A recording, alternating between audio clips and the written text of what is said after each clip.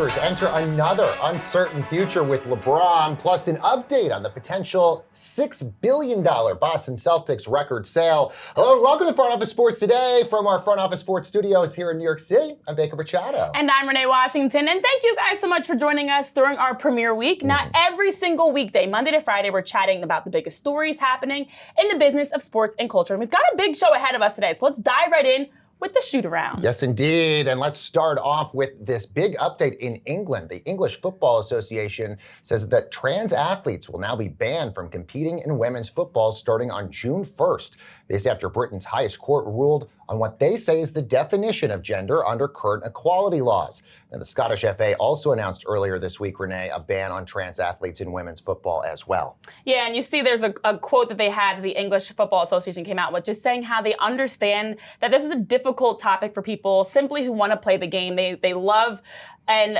when they're coming to gender discussions and identity discussions, it is very complicated. And so they have been acknowledging that. But regardless, there's a lot of people that are really, really upset by this. Meanwhile, a fascinating FIFA-funded study, Renee, is going to investigate if female athletes' hormonal fluctuations during menstrual cycles could be contributing to the rise in career-threatening knee injuries in women's soccer. Now, these findings could allow coaches to modify training protocols, programs, all of this stuff based on menstrual cycles. I think this is so fascinating that there is even a correlation here. Yeah, it's wild because they're trying to see if those hormonal changes are impacting women's anatomy, their physiology, makeup, to see if it's causing them to have a higher chance of injury. Now, they fund and invest in a number of different types of initiatives around education, financial literacy, medicine, science as well. So they're trying everything to figure this out because last couple of years alone, there's been about 32% of women across Europe, in England, France, Germany, Spain that have had knee injuries. Right. And big they've players, been major. big players. Sam Kerr, Janine Becky, others, they've missed World Cup. So they're actively funding this project to try to see how they can scale back. They've already found low rest as an issue or the playing surface, but they're trying to see if periods, essentially, for lack of a better word, are causing women to have a higher predisposition to massive injuries like ACL tears. Wow, and if that is the case and they are able to sort of find that out, I mean, this is going to save so many athletes so much trouble because we know with ACL tears how long of a process that is to recover from that. All right, elsewhere, Stephen A. Smith got quite the high-profile endorsement to run for president. He got it from the current president on a News Nation town hall on Wednesday featuring the ESPN star. Current President Donald Trump said he would, quote, love to see Stephen A. run. Now, Stephen A. hasn't shut the door on a 2028 Democratic run just yet, but he has said it is something he would consider, Renee. I mean, why do you think ESPN gave Stephen A. Smith that 5-year, $100 million contract? Because he draws in large audiences. He has millions of followers across social media. And who would thought that in 2025, we have Mr. The Apprentice of 14 Seasons himself endorsing Mr. First Take. That is where we are in this influencer brand personality culture. It's wild to think about what the future possibly could be, but it actually is very reminiscent to me of when the first whisperings of Donald Trump potentially running came out many years ago that we're now talking about this. Chiney Ogwumike joined yesterday to talk to you about how Stephen A. Smith undoubtedly has the ability to debate, which we know now it's about the issues. Can he represent the party the right way? So honestly, I wouldn't be surprised. Anything is possible in this world. I put nothing past Stephen A. Smith and what his future can hold. And we should note, he still is polling, albeit in the lower numbers, but he is still polling above actual presidential contenders, which is really fascinating. Wild. All right, let's talk the NBA. Anthony Edwards, oh gosh, and the T-Wolves bounced Renee's Lakers from the playoffs yet again. This just months after LA won the trade of the century, acquiring Luka from the Dallas Mavericks. And now the Lakers enter the offseason with a lot of questions. Namely, as we had last summer, will LeBron return? So let's take a look at this in our main event.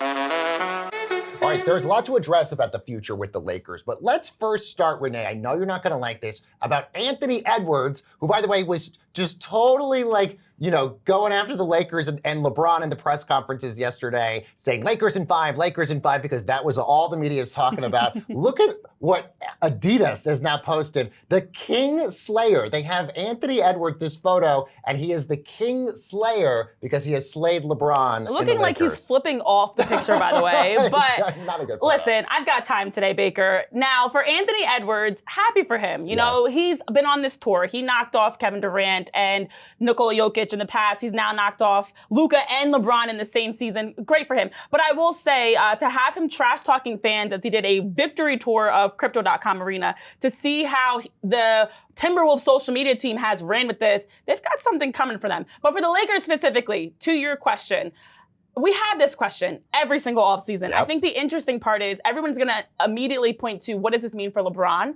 because of the fact that roster-wise, the Lakers have already had the ability, of a luxury tax of $187.9 million. Right. That's very high. They're the second apron of the $207.8 million for their franchise numbers. And so they're very high in terms of spending. You also got LeBron, who can decline his $52.6 million option.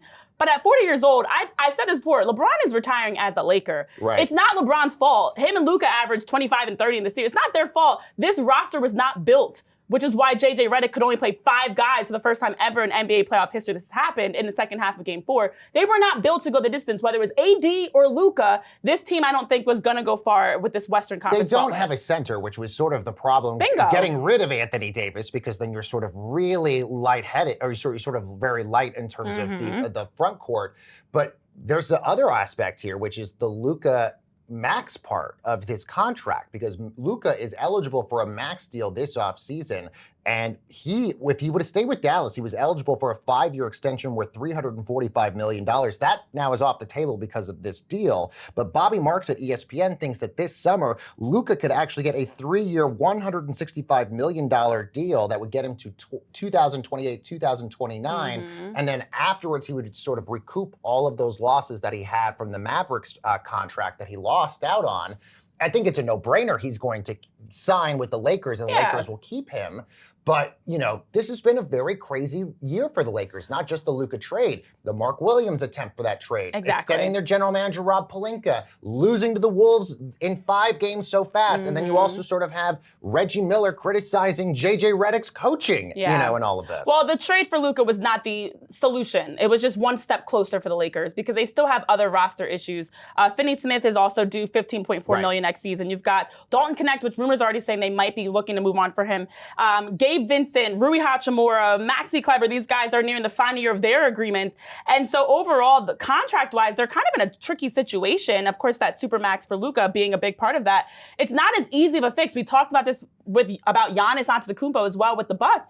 With these massive, high, expensive contracts that you have for LeBron and Luka alone, it's not easy to say they can bring in other pieces or trade him. So I know some other names, like someone like Capella has been brought up that they could look to acquire in the offseason. They need to see how they can pay to acquire a center and build. But I think LeBron, bigger question, is here to stay, and I think so is Luka. Okay, so let's talk about LeBron. Has a player option for about $50+ million to stay with the Lakers. He always signs these 2-year deals, which is good for him because it allows him to get out if he so wants to, but also gives the teams like the Lakers flexibility. But look, LeBron is 40 years old, and the time is running out. Obviously, there's questions about if Bronny is going to stay with the Lakers, because that was the whole reason why LeBron signed, it seemed like, to stay with the Lakers last year, was if Bronny was going to get drafted, which he was.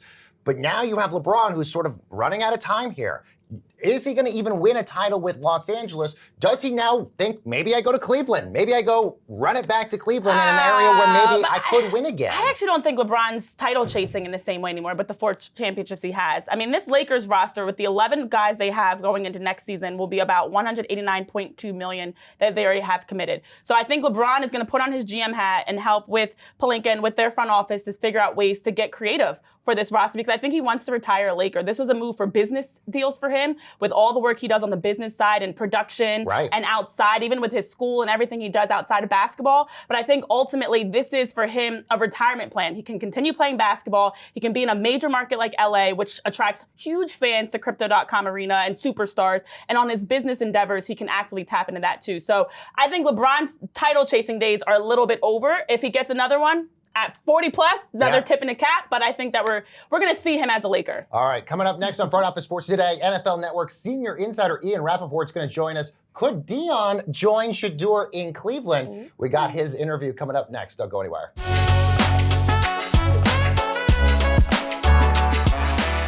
All right, welcome back, everyone, to Front Office Sports Today with Renee Washington. I'm Baker Machado, and Abdul Carter, the draftee from the Giants, now the latest individual to say he, too, was prank called on the NFL draft. This, of course, comes after the NFL has fined the Atlanta Falcons and their defensive coordinator, Jeff Ulbrich, for a situation involving Ulbrich's son, Jax, who admitted to pranking Shedeur Sanders. So to get some more insight into why this keeps happening, let's bring in NFL Network senior insider Ian Rapoport. Of course, you can see him on Insiders on NFL Network weekdays at 7 p.m. Ian, thanks so much for joining us. No problem. It sounded like maybe this was a one-off thing with Shedeur, but the fact that many other draftees are saying that this happened to them too, how does this keep happening? Well, I mean, the reality is this happens every year. Every single year. And I think sometimes people sort of think it's funny. I mean, you judge from the reaction of people involved or even from the reaction of social media, which I usually ignore. You know, sometimes people think it's funny. I think the difference with Shedeur is that it was not funny. It was clearly mean-spirited. It was clearly sort of poking fun or taking advantage of someone who was probably going through one of the worst things in their life. And I think that's why it had such a visceral reaction. Like someone calls Abdul Carter and he's going to be picked third. That seems a little more harmless than like Shedeur Sanders, who's going through this like epic draft free fall, handling it unbelievably well, like a true professional, good-hearted, kept smiling the whole time. And someone is like going out of their way to, you know, take advantage of him and make fun of him at probably the worst moment of his life. I think that's why it got the reaction it did. You know, what sometimes happens in the NFL and also in life is punishments sometimes come as a message to others. Like, I particularly don't think the prank calls are funny at all. I don't think most pranks are funny, so I'm probably the wrong person to ask. But what I hope this does is get people in the future to kind of think like, all right, like if I do a prank call and act like an idiot, I might not necessarily get punished, but I might. And hopefully it causes people to think twice a little bit. I could not agree with you more, Ian. And sticking with Shedeur Sanders, of course, as he got drafted to the Cleveland Browns, as now a question about the quarterback room. There were already questions when Joe Flacco was acquired by the Browns. They've got Kenny Pickett in that trade with the Eagles, Deshaun Watson, who's nursing that Achilles rupture. And then, of course, they drafted Dillon Gabriel. So 5 quarterbacks heading into camp for the Browns. What does this say about the future for specifically Deshaun Watson and their expectations in his return, but in general what they're expecting for their quarterback depth chart? Yeah, well, first of all, Deshaun Watson is not expected to play this season. He is recovering from a second Achilles tear, same leg. I have not talked to anyone yet that believes he will be on the field next season. And at that point, you know, you'd imagine the organization would move on from him in some way that makes its salary cap palatable, but we'll see. As far as the other 4, you know, teams say they want competition, and they're going to get it. I mean, this is going to be a real quarterback competition. Now, each of these quarterbacks has a little bit of a different role, a different sort of vehicle to the starting job. I think Kenny Pickett, they traded for, didn't give up a ton, but traded for him. He's got plenty of starting experience, has shown himself at least physically and mentally capable enough to be a starter. Joe Flacco is getting up in age. He has started plenty, and in fact, in Cleveland, led them to the playoffs, coming off the bench in place of Watson.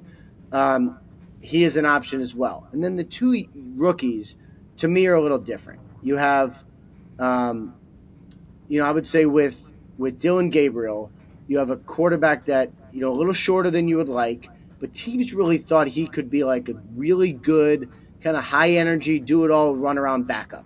Instant offense, come off the bench, keep your team afloat in short bursts. Like that role kind of exists in the NFL. Call it the Case Keenum, right? So I think that's what he was drafted for. And then for Shedeur, the reality is no one knows. Some teams think he is a future franchise quarterback. Still didn't get drafted to the 5th round for a variety of reasons. But there are teams who think he's a future starter, future excellent quarterback in the NFL. If that's the case for the Browns, that is a lottery ticket. That is something they can, if he develops into a starter, only spending a 5th round pick, that can carry you for years and years and years. If not, okay, move on from a 5th round pick. Teams do it all the time. No cost, no big deal. So let's just say hypothetically, Shedeur Sanders is the future of Cleveland, and he does do incredibly well. But let's just say hypothetically, Kevin Stefanski is not. Do you think that there's going to be this clamoring for Deion to then go to Cleveland? Well, my guess is if Shedeur Sanders does well enough to be the starting quarterback, then the coach who helped him get there probably sticks. That would be my guess. Like, we have seen coaches lose their jobs after drafting a quarterback in the 1st round or a first-year quarterback. But usually when the coach is instrumental in helping the quarterback play the way he does, usually that coach is not in trouble. But let's say he is. Let's say things don't go great. There's always going to be that sort of pressure of whatever team Shedeur is on, of should Deion be the head coach. I don't even know that Deion wants to be a head coach in the NFL, to be totally honest. I mean, he's never said he does. And I don't know that it's the best for Shedeur anyway. But anyway, a lot of hypotheticals there. If that happens, we can come back on to discuss it, but long way until that's even a possibility. True. And we'll have you back on if it does happen. Lots of hypotheticals. But last minute here for you, Ian. I'm curious, just shifting over to George Kittle with that historic deal he got as the highest paid tight end across the NFL in history. But the crazy thing about that deal was how he announced it. I mean, we've been seeing more and more players, not only is the market changing in terms of contracts, but the process of announcing and breaking news is changing where players are announcing it themselves. As someone that's always breaking news themselves, how much does this impact and change the landscape, even for your role, of how news is being released? Well, I would prefer I get to break all the news. Yeah. Like if any player wants to sort of do it themselves, they should just send me a video and I'll do it. And I think that would be that to me is the number one option. Always just give it to me and I'll handle it. Other than that, like if a player wants to sort of break their own news, as long as they have a handle on it, like as long as they're not waiting till 2 days after they sign, well, it'll get out anyway. Like I'm sort of okay with it, like I don't own all the news. It's not like it's my job to go find it, but it's not like I'm entitled to it, So if they want to give it to their buddies at, the Bussin' podcast or like McAfee broke the Saquon news on his extension, these guys do things for a living too. These guys are excellent at what they do. If a player wants to go to them to break it, or if they just happen to break it, that's all good. They earned it, they deserve it. I don't really have any problem with it. All right, we're fine with that too, as long as Ian gets some of those scoops as well. Ian Rapoport joining us here on Front Office Sports today. Ian, thanks so much. All right, thanks for having me, guys. And we have a lot more Front Office Sports today coming your way right after this.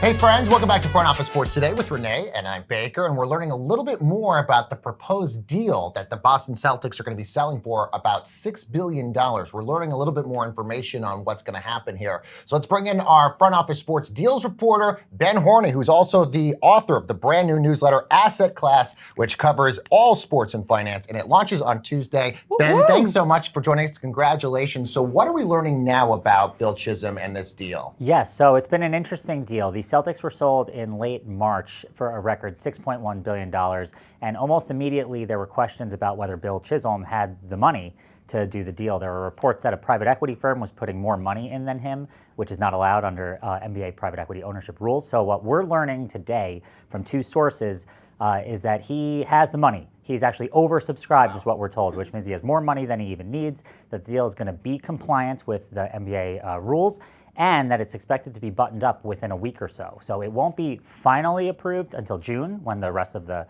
NBA owners vote. But within a week or so, it's going to be finalized, so all that speculation should be put to rest. Okay, so then with all these moving parts, what does that mean for the Celtics moving forward? What does that mean for the franchise and how they have to get these investors and it sounds like the little details still need to get figured out. Yeah, so it sounds like the way that it works is that they announced the deal, but it wasn't all fully. They didn't fully know exactly how the structure would be. So the structure, it's actually kind of a strange structure, and there's some unusual wrinkles to it. So the deal's going to take place in two parts, which is a little bit confusing. That actually happened with the recent Minnesota Timberwolves sale, and that ended up becoming a disaster. The owner, Glenn Taylor, ended up wanting not to sell the team. It went into arbitration, and he ultimately had to sell it to Alex Rodriguez, a group featuring Alex Rodriguez. The other unusual wrinkle here is that the current existing majority owner of the Celtics, Wyc Grousbeck, is staying on as the governor and CEO of the team through 2028, which is just very unusual. We don't know that it's never happened, but it very rarely happens. All right, so let's just, and also, is there a worry, by the way, less than 60 seconds, about the construct of the roster, given the fact that there are so many expensive players on this team? Will they be able to keep them with the new owner? So that's a really interesting question. I mean, they're facing a massive luxury tax bill starting next year of $270 million.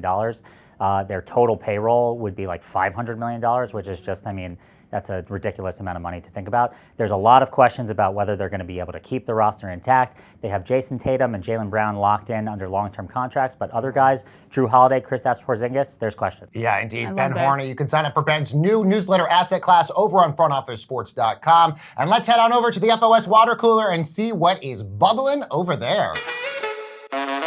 For that, let's head to our control room with our senior producer, John Shames, on a man versus beast matchup. Oh, Renee. my God, Baker. We got a good one here, so I'm going to go lightning quick here. Okay. But big debate on Twitter right now, 100 men versus one gorilla. Who would win?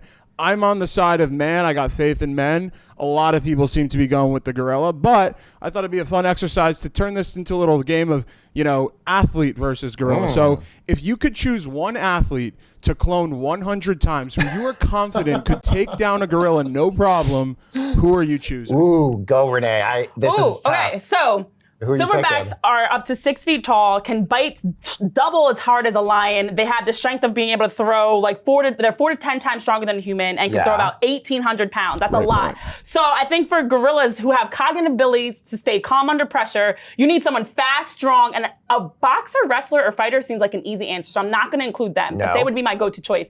I'm going 2K say, baby. Give me the hands of Saquon Barkley, the speed, the strength. True. This man can bowl through. It's like a him or Derrick Henry. I need a strong running back-esque type player that is going to be able to burrow through because 100 fighting one, you got to be ready to stick in. And I would want to run. So you need someone that can stay the course and be persistent. I think that's my 2K say. Saquon is going to tush-push his way off of that gorilla. Guys, I'm not even going an athlete here. I'm going Nikola Jokic's brother. That is a guy I do not mess with. If I had 100 of them, they would literally have world domination. So I am taking Nikola Jokic's brother 100 times. What do you think, Shay? I love that. I think in the back, my vote's going to be Jalen Duren on the Pistons, who just looks mean as hell. Yes. He's a big boy, 7 feet tall. Bring in the 7-footers, it kind of changes the game. Other guys in the back here, Rishi and McKenna? McKenna says The Rock. Okay. Love that. Yeah, great easy. answer. Maybe in his current state, in the current age, I don't know. Prime but he's Rock. still taking a bunch of Prime steroids. Rock. And Rishi? You got to meet them where they are. Take the star of the live-action Tarzan. Give me Alexander Skarsgård. Yeah. Athlete to actor. And by the way, that gorilla like that. has no chance on the sexy meter against Alexander Skarsgård. So definite Have loss you there. seen the muscles Great of a stuff. gorilla? James, thank you so much for playing this. I love this game. We'll have to play this game a lot more often. I love All right, guys, it. we are giving you a preview of the Kentucky Derby coming up on tomorrow's show. Please join us for that. For Renee Washington and Baker Machado, we'll see you tomorrow. Bye.